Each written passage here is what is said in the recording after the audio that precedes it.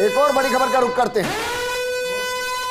भाजपा के ओम बिरला 40,000 मतों से आगे चल रहे हैं। हालांकि आगे होने की बात है।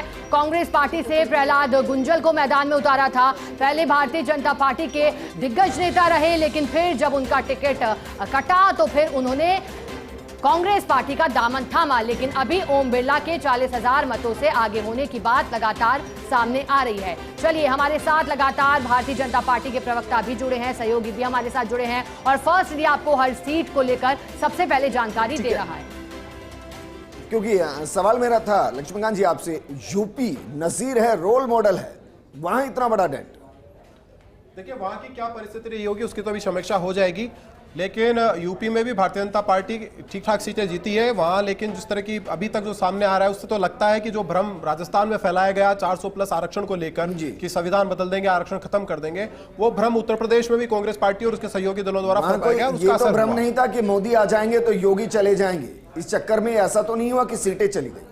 ऐसा कुछ नहीं है। जो स्पष्ट रूप से नजर आ रहा है वो यही है कि कांग्रेस ने जो षड्यंत्र पहले दिन किया था उसमें वो कुछ हद तक सफल हुई है। ठीक है, और जो लोगों के मन में भ्रम फैलाया, सवाल ये था कि भाई ऐसा तो नहीं कि बसपा हमेशा वोट कटाऊ रही है 2014 और 19 में, उसका सीधा फायदा बीजेपी को मिला है। कहीं ऐसा तो नहीं कि जनता ने उसको इतना नजरअंदाज किया कि भाई वोट काटते हैं इनके चक्कर में बीजेपी के कैंडिडेट जीते हैं और वो वोट या तो कांग्रेस को चला गया या उस अलायंस को चला गया जो सपा के साथ चली गई। बिल्कुल, देखिए, जो दलित वोट है, जिस तरह से पहले उम्मीद थी कि जो बसपा है वो अच्छी संख्या में वोट लेगी जिसका फ़ायदा कहीं न कहीं भाजपा को मिलेगा, उस रणनीति में जो सफल नहीं हो पाए हैं।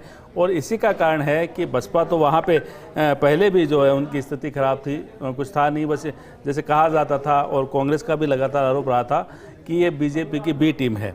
और इसी कारण से जो है हो सकता है कि वहाँ के जो मतदाता है उन्होंने फैसला किया हो कि इस बार कुछ अलग किया जाए। और यही कारण है कि देखिए, अभी जो मेरे पास आंकड़े हैं, सपा है वो 37 सीटों पे आगे है और बीजेपी 32 सीटों पे आगे है, यानी बीजेपी से आगे वहाँ पे सपा निकल रही है।